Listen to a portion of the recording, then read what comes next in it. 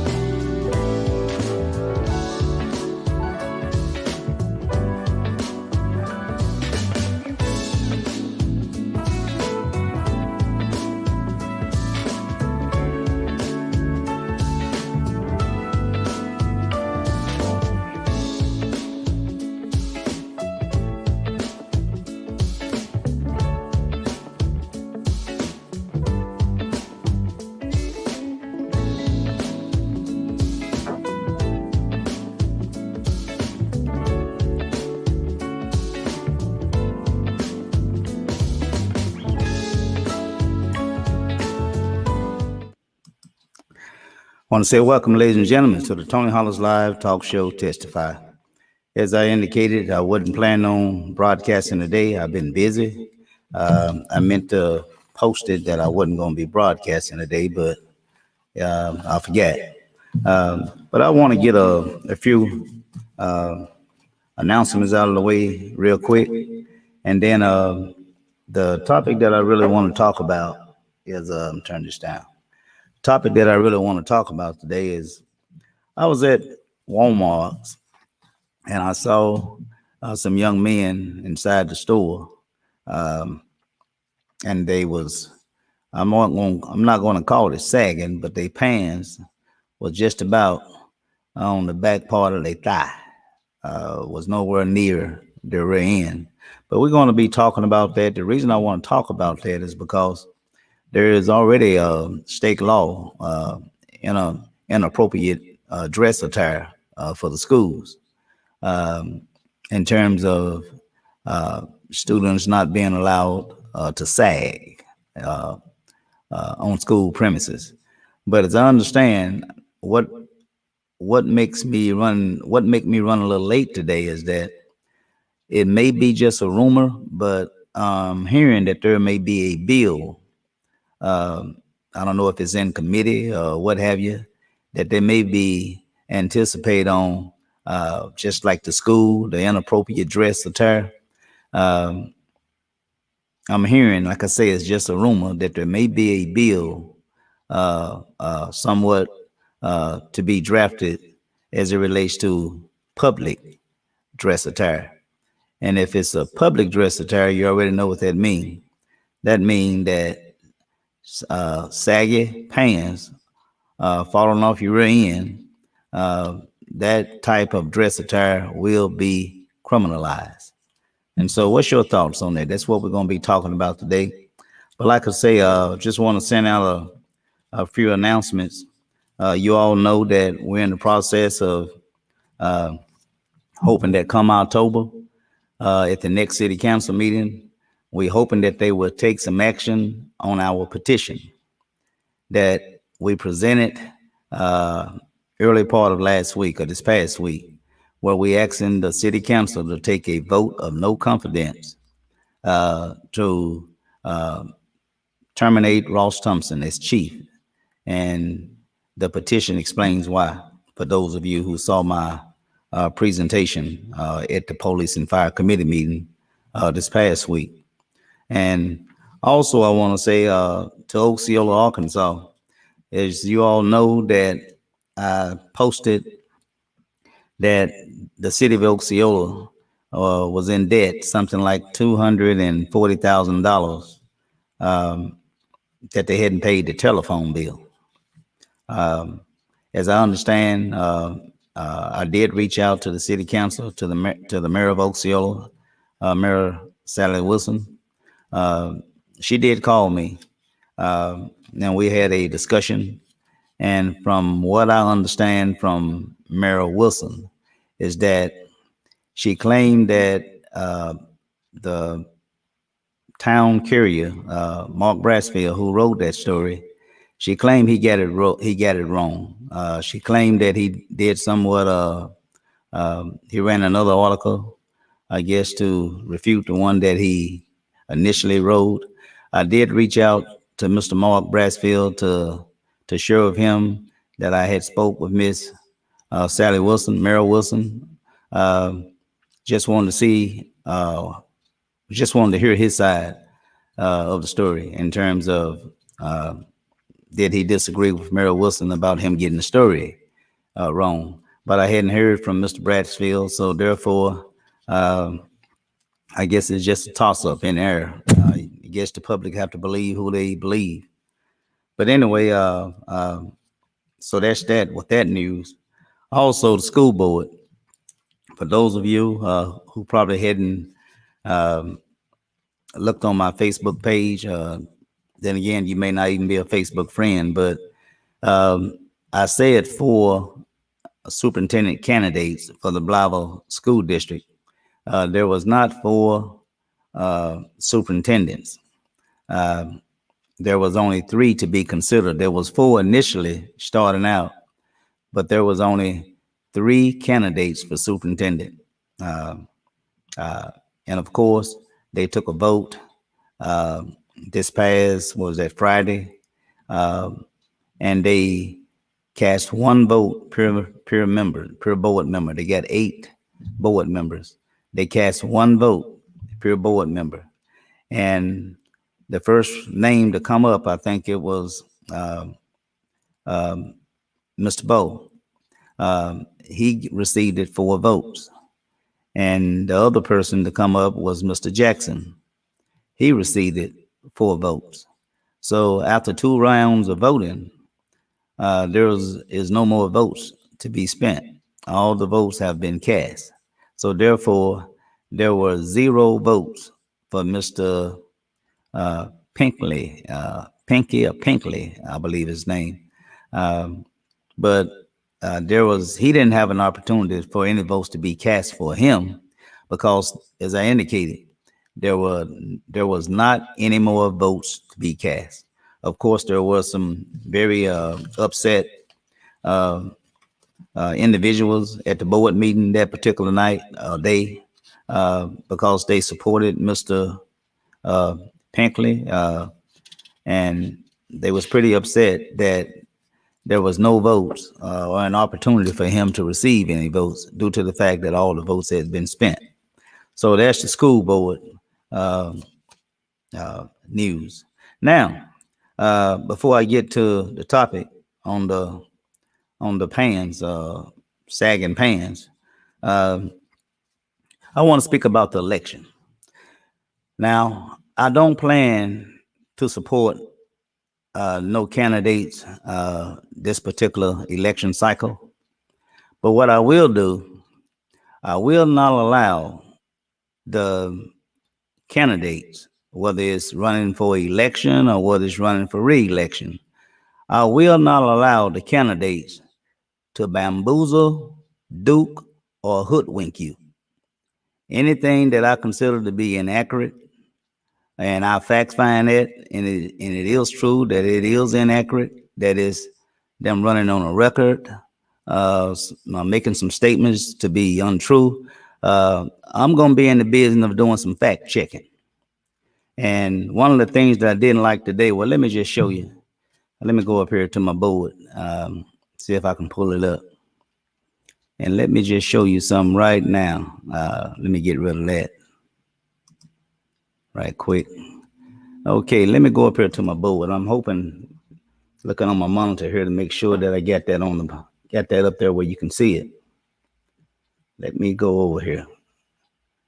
Sometime I put certain things up and I can see it, but you can't. So that's what I'm doing now. I want to make sure that I can see this. Of course, it won't come up. Let's see if it'll come up now. I think we got it now. It don't appear to be on my screen, so I'm thinking that you can't see it. So let me go and add it right now. Okay, let's see if that'll get it. And it should be popping up now. Okay, we're there. All right. Now, as I say, this is an election year, and I'm going to be watching these candidates. Hopefully, they'll take credit for what they have done, and everything else they leave be. Okay, but here's a photo that was taken. Let me blow it up a little bit. Here's a photo that was taken. I don't know when this photo was taken exactly. I guess it was. They took this photo this past week. Now, this is a photo of John. I think it's John Bozeman. Bozeman. I guess I can't pronounce his name either. I forgot. But he's a United States senator, one of the United States senators for Arkansas. Tom Cotton is the other United States senator for Arkansas. Well, I think what Mr. John, man, I hate to get his name wrong, Bozeman, or whatever it is. But he's a Republican from, forget his city, but he's a Republican, United States senator, and he's a Republican. I think he come down to be part of, what is the thing they got on base, the Cold War Museum.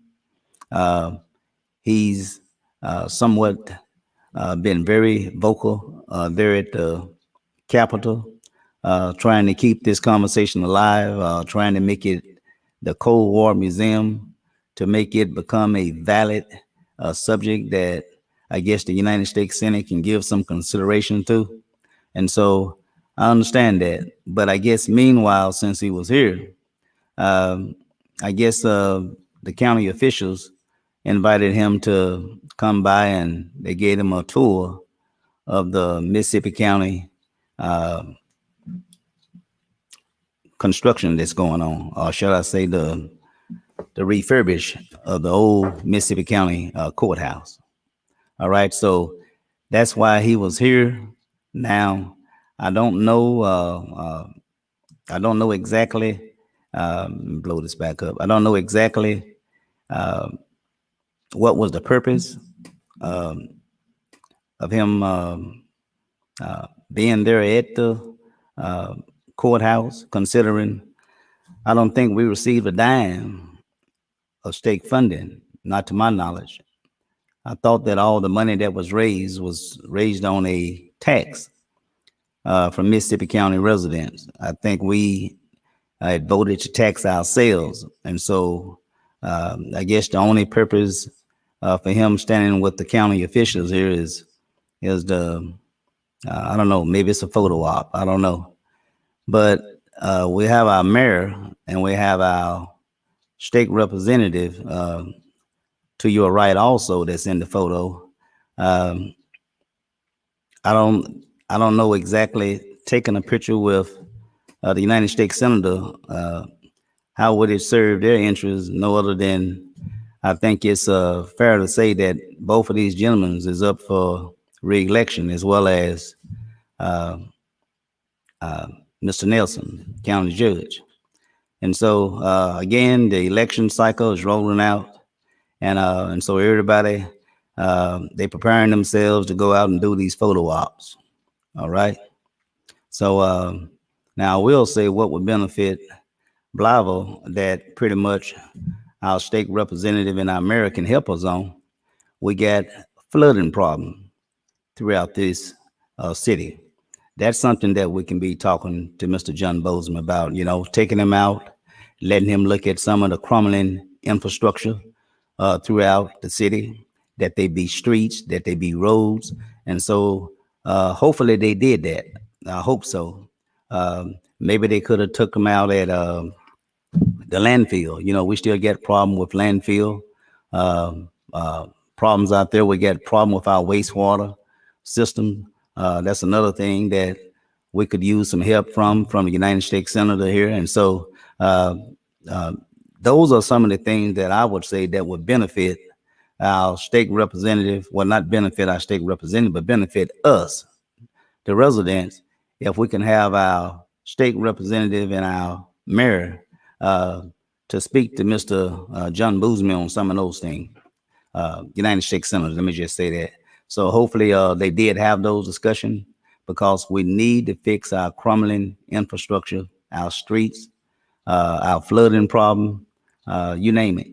And so other than, I guess it's just a photo op. Like I say, it's election year. That's all I'm gonna say about that. But let's go ahead and roll into the show. But let me show you something else right quick, if I can. Let me go up here right now and try to see if I can pull that up. All right. Okay. Now, sagging pants is what we're going to be talking about. This is where they wear them off the rim or the behind. This is one photo.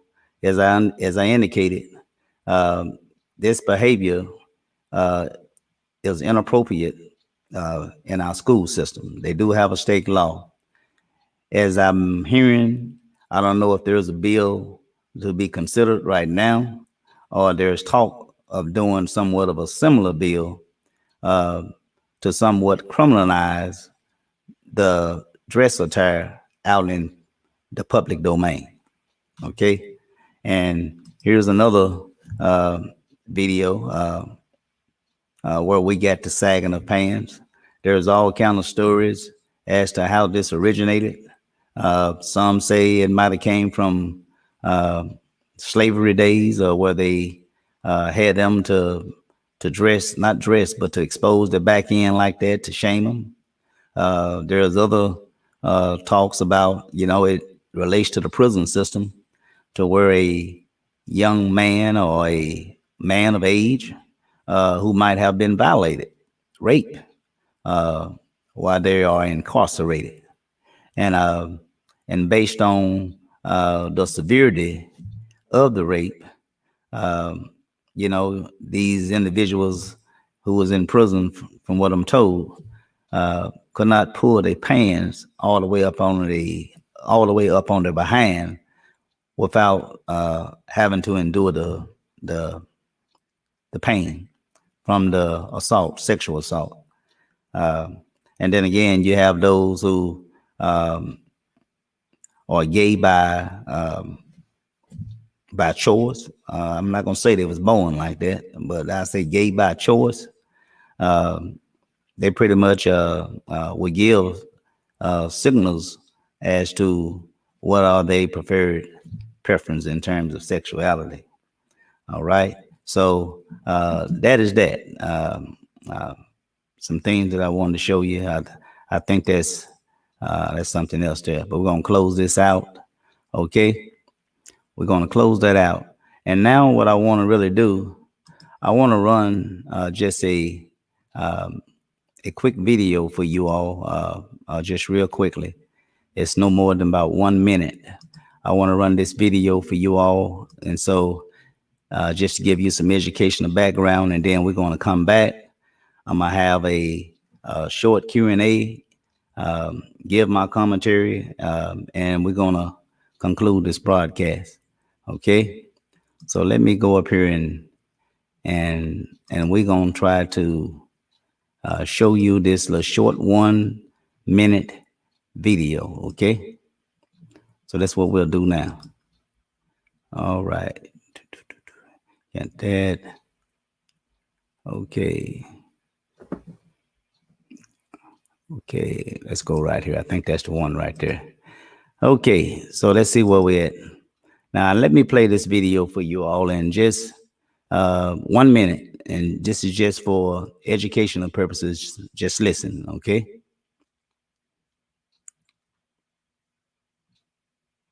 Let me go up here and play it. The 22-foot-tall billboards will feature the backsides of two male models with their pants so low their underwear is exposed. They'll appear in 6 locations around Brooklyn, primarily in Crown Heights. State Senator Eric Adams unveiled the prototype yesterday. When you raise your pants, you raise your character. When you raise your pants, you raise your grades. When you raise your pants, you raise your self-esteem, and you raise how you feel about yourself. Apparently, the whole sagging pants trend is more than just young people testing the boundaries of society. Senator Adams says it's actually something that started in prison. Interestingly, reaction to the campaign seems mixed along gender lines. Guys we spoke to don't like it. My opinion is this is to the individual. I think, it's free country. People have been walking around with their pants hanging off their behind for years now. It never hurt anybody, never bothered anybody. But the ladies are all for it. That's good. I don't like the young people with the pants going down. They're supposed to wear that like men. Wear it up, not down. Nobody want to see that. So you think it's a good idea? Yeah, I think it's a good idea. They should make it a law, give out tickets, arrest them. Senator Adams, however, says he's not interested in throwing anyone in jail for sagging pants, just setting a good example. It is the responsibility of adults and young adults to set a standards for the youth.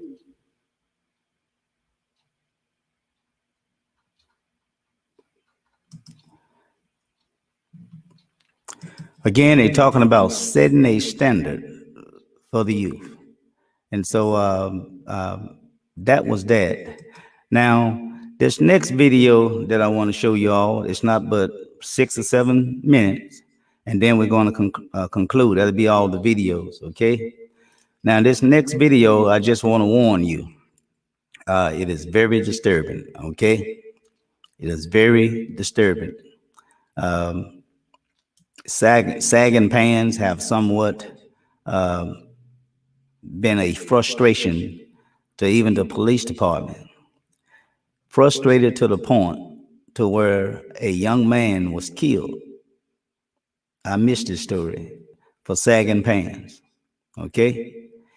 To my understanding, the video explained him and his girlfriend guy had a little dispute, and I guess the police was called. But prior to the police coming, the boyfriend and the girlfriend, they had cleared up any differences that they had, for as an argument. So when the police got there, there was nothing actually to do to the young man. He wasn't breaking the law. Mind you, they only had a disagreement, excuse me. And when the police got there, the boyfriend and the girlfriend, they was pretty much talking amongst themselves until they treated this young man like a criminal, although he had not broken any laws. And so this video is very disturbing. Okay, so if you have kids in the room or what have you, you might want to have them to exit the room. Okay, there's nothing for us nudity or nothing like that, but the video itself is just very disturbing. Okay, so I'm going to play this video for you right now. All right, so let's go up here and allow me to go up here and find this video for you all, and we're going to play it. Okay, and this is the video right here. We're going to play it. Finally released. Count how many officers are in the room and see if you can see the suspect on the ground. 1, 2, 3, 4, 5, 6 cops, 7 cops with the cop in the doorway. So now let's remember, 7 this guy cops. was arrested for baggy pants. So he's not a criminal. He didn't do anything, but the state takes him into a cement cell and starts beating the shit out of him. And then they electrocute him. Look at the officer. We can see his arm. The big guy above is blocking everything right now. But the officer just above him, This once is he backs ridiculous. away, his arm this entire time is tasing him. right there. See that? Tasing him on his butt, his ass. He's just continuously tasing him. This hasn't stopped. Continuously. So they say he was tased for over a minute straight. Look at it, continuously. They're electrocuting a guy. You're electrocuting a guy, 50,000 volts going through his body. I mean, that's unbelievable pain. It's so bad it kills him. They literally kill a guy. And these are cops. They're doing this to a guy who isn't a criminal. He didn't do a fucking thing. He might even have a mental problem. And this is how they handle it. So when you give guys like this, but let's remember, if you're too smart, you can't become a cop. Yeah, and this is perfect example why. They do say that he is partially deaf and has mental disabilities. Yes. So as you see, his pants are now down around his ankles as he lay motionless. Oh, well, then that's... So, I mean, now he's really sagging, and they must really be upset. Yank his pants off and take him out with him, because there might be some weapons in there. Let's just leave him in here. And they all leave, close the door. Oh, I guess we electrocuted him, and now he's face down and not moving. We So I got guess just it a little worked. bit more. And he's just another citizen, but he's black, and who gives a fuck? So let's get out of And here he sat leave him there for 10 minutes before they even went back in to check on him. They finna come back and check on him. So as Watch he this. lies there, you can see the graphic at the bottom. They sped it up because to watch this horror for over 9 minutes, might be disgusting.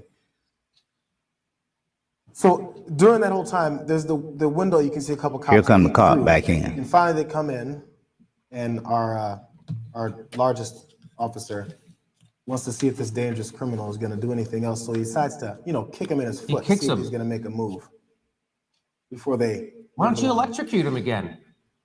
So this is in November of 2013. Why not electrocute him some more? Just as far as the third lie that they told, after we saw that video, it said that after they left, they found him breathing and moving his arms. They checked on him a couple times to make sure his well-being was okay. And as we can see, that didn't happen. So now they're battling with this obvious evidence that that completely goes in the face of their story. Which again, and I've been saying this before, And to wrap it up in a little bit. For a group that consistently lies about their actions, and I know it's particular to each police department, but we still believe the police officer's first story when there's no evidence like this. I'm not sure why. I don't know. Anytime a police officer has a story, let's investigate, because it's most likely a lie. There was an internal review of it, and you know what they came up with? What? They found no criminal wrongdoing. You're kidding. No criminal wrongdoing. So let's go ahead and end this now. Undetermined. Okay, let's end that now. I just wanted, now, I'm not implying that saggy pants will get you killed. I'm not implying that. What I am saying is that sagging pants, you do draw attention to yourself. Okay, young men I'm speaking about. And I say young men, although mostly we see black young men wearing their pants in this type of fashion, if you will. But there also are white individuals that I've seen, Hispanic I've seen. But for the most part, I think it's fair to say that it's a lot of folks that look like me that embrace this dress attire. Now, it draws attention to yourselves. And I want to speak to the parents of these young folks. I'm talking about these young kids as young as 13, 14 years old. They still live in your home. You're the parent. You're the one that set the dress attire. You're the one to let them know what is appropriate and what is inappropriate. Okay? You set that dress attire. There's no way that a 13, 14-year-old kid gonna be in my house out there dressing inappropriately. So the way that you allow your child, your son, grandson to dress, to embrace this dress attire, sagging pants, there's gonna come a time when you're gonna start shouting at it. Most of the time it's gonna be about him getting a job. He's 16 now, 17. You want him to pull his weight. But you never instilled in him dress attire, appropriate dress attire. So when he goes out to try to become gainfully employed, and the employer is looking at him, what they say about, first impression is, appearance, first impression. So if a kid never been taught how to go to an interview, he never been taught how to dress appropriately, but now you're forcing him to go out and get a job, and he dressing the only way that he know how to dress, the way that you have allowed him to dress for 14 years, 15 years, 16 years in your house. So it's hard to try to move a tree when it's a tree. The time that you can move or swerve any type of a branch is when it's a branch, or when it's just a little small thing. But once it become a tree, it's strong, it's gonna stand. You can't move it. Same thing with my point being, now that these kids are 16, 14, 15 years old, it's kind of hard to pull them away from their dress attire now when that's all they know. Okay?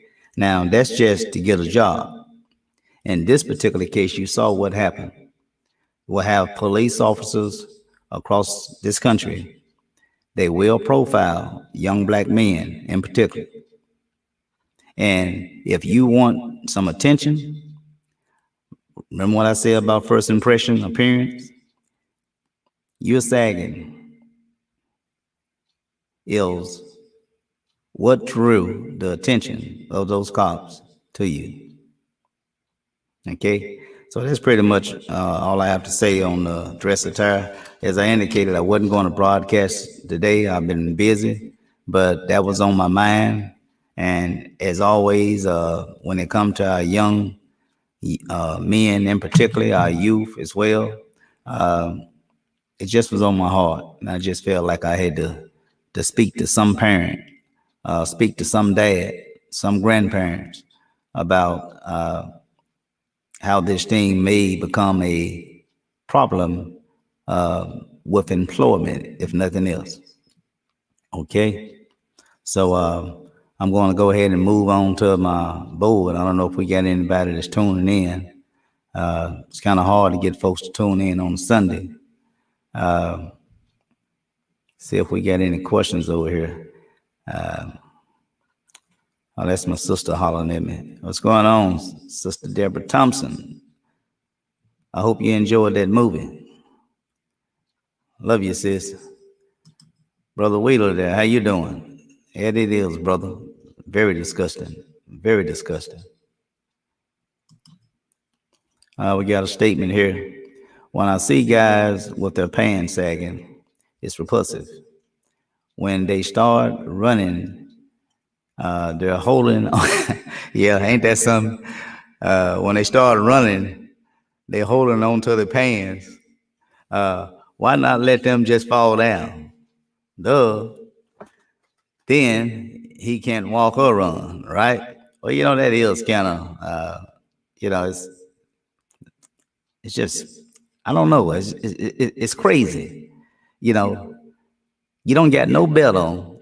Your pants, in most cases, they 2 times your size. They falling off your butt. You can't do nothing without holding one hand to keep your pants from falling down. And when you're walking, you can't walk a normal walk. You walk like you're bow-legged, wide-legged, bow-legged. And that also gives support, I guess, to keep the pants up on their butt, not their waist, their butt. Okay? So yeah, that is crazy. It really is. It's crazy. That's my brother Wheeler, just giving me a thumbs up right on, my brother. Another comment, never in my house with my grandkids. I know that's right. I want to tell a story. I ain't gonna say which son, but I was at Walmart's one day. It's been years ago, of course. And my son was in Walmart, and he called me. When he called me the first time, I turned and looked at him. I saw him, and I saw his pants wasn't up on his waist. Okay, he was sagging. So I kept walking. So he called me again, Daddy. I kept walking. He said, Daddy. Got a little louder. I kept walking. So, like my sister saying, he had one hand holding up his pants and running wide leg trying to catch me. He caught me. When he caught me, he asked me a question. He said, Daddy, didn't you hear me calling you? I said, yeah, I heard you. He said, how come you didn't stop? I said, look how you dress and look how I dress. I say, you represent me and I represent you. I say, no son of mine gonna be coming out in public dressed like that, not in my presence. I say, so pull your clothes up on your butt if you want to talk to me out in public. That's what I told him. I did. So I understand, Brother Wheeler, not in my house. All right. Okay. It's my brother there, Brother Stringer. Dress the way you want to be addressed. I know that's right. Sometimes you're treated best based on your appearance. Now, I'm not saying that it's right for anyone to assault you, that is verbally or that is physically. No one has a right to speak ill will towards you or put a hand on you because of your dress attire. Okay? We're just trying to set a standard as to how our young people need to dress. It will take them a long way. As you heard in the video, when you pull your pants up, you pull your character up. All right? If nothing else, when you pull your pants up, you pull your character up. All right? And so I totally agree with that. Dress the way you want to be addressed. All right? Got to start early in their lives. Exactly. That's what we talked about. My kids didn't sag when they lived in my house, and now they're grown and haven't seen them. Now they're grown, and I haven't seen them sagging. My grandsons don't sag either. Well, thank God you instill the appropriate dress attire. Okay, so what else we got over here? Like we got about 1 or 2 more comments. How much time we got over here? We're doing pretty good. Want to end this here in a little bit. Okay, where are we? You won't get a job with your drawers, with your drawers showing. Definitely won't. It's disgusting. Great dialogue. Good topic, my brother. Good topic, brother. Yeah, I'm trying to, it just, sometimes it bothers me that if I, excuse me, if I'm not speaking on some things to where I'm sort of being critical of certain behavior or certain individuals, and most of the time it's our officials. Uh, it seems like folks don't care to want to listen. But when I'm trying to uh, pass out some informative information, especially educational wise or safety wise, it seems like no one wants to tune in to hear it. But trust me, if you are one of these parents or grandparents that have a kid that's sagging, you know, uh, no one is telling you how to run your household. Okay. All we saying is that if the standard is not set in the household, in your home, when he leave outside those doors, the first impression, they're gonna treat him based on how they see him. Okay. So, to each his own. Where we at? Okay, we got you told your son right, Hollis. Oh, you better know it. You know me. That's my brother, Sister Wheeler. And look like we at the bottom. And so if you all trying to type your questions right now, I didn't know we was that long. We're 40 minutes into this broadcast. I don't want to go over 45. And so you got a little bit time left. And so if you want to share your comments, please do so at this time. All right. But I don't think I left out any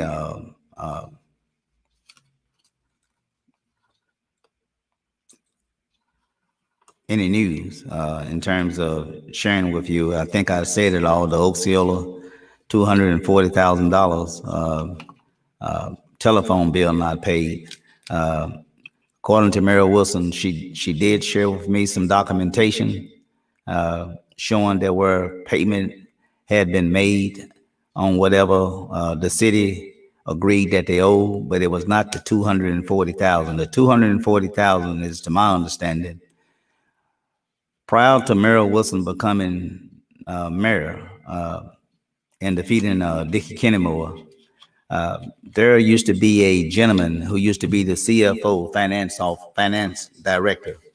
I think his name was Prute or something like that. I only got my notes. I forgot his first name, but he entered into a contract with AT&T, and that was back in, I want to say, I think it was around, what was it, 2018, 19, 20, or somewhere in there. Well, anyway, Steve, I think, I don't know if it might have been Steve Partey or something like that, or Prute.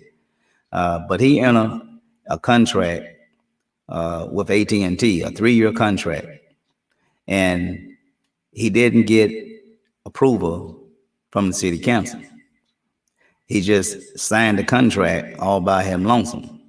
And so that's why the $240,000, if that is the correct dollar figure, Mayor Wilson is disputing that. But whatever money that they do owe AT&T as it relates to bills have not been paid, telephone bills, my understanding was a result of Steve Partey, Prute, whatever his name, entering a contract without being authorized to do so. That should have came by a vote of the city council. And he signed the contract, 3-year contract, all by him lonesome with AT&T. And so that's some of the stuff that been going on down there for years, business not being brought before the council, people just signing off on stuff. Now, again, Mr. Mark Brassfield he wrote that story saying that the city owed it $240,000. I did reach out to him. I haven't heard from him. And so if he wrote another article to retract the one that he initially wrote, then hopefully he did point that out. I hadn't seen the article. But anyway, ladies and gentlemen, that's all I have. 46 minutes. I'm getting ready to shut it down. You may see me next week, you may not. So I'm going over here on my board. If I don't see any more questions over here, then I'm gonna shut it down. I will say this here to my family. The balloon release that we're having for our grandparents, that date has been changed. I don't have my notes in front of me, but it's going to be, I want to say the second or third week of October. I have to go back and look. I'm going to post the information tonight, okay? But I will make sure that I post the information in our group chat, all right? To my family, the balloon release for our grandparents. That date has changed. There's new information. We do have the final planning of the balloon release. And so I will be sharing that information with my family down in Osceola, okay? Let's see if I have anything else over here in my deal here. Okay, what is this? It say, we'll like to see you in October for homecoming. It's been a long time. Well, my brother, I'm hoping I'll be back. I'm supposed to be out of town for homecoming. I think they changed the date. I think they had one date, and that was pretty cool. I could make that one. But now for some reason, I think whether one team counts or whatever, and so they don't change the date on the homecoming. And so, but if I'm here, oh yeah, we'll break bread, my brother, for sure. All right. Who else we have? They said anything now that Steve is going. Let me see. They'll say anything now that Steve is gone. Well, yeah, it's kind of hard for Steve to defend himself, or God bless his soul, Dickie Kennymore, to defend himself when they're no longer here. Okay. And so I agree with you. What else we have? That's why they should have an audit. I tell you one thing, I'd be curious to know what show up in that audit report. But anyway, ladies and gentlemen, that is all the comments. If I have any more comments later, I will get back with you all later. But again, it's been great. And I want to thank you all for tuning in, watching the Tony Hollis Live talk show Testify. Hopefully you will come back next week, and that is I'm in town. I will be broadcasting, so hopefully you will come back and we will do it again. All right, another good show. And so I want to say peace and love to everyone. God bless and good night.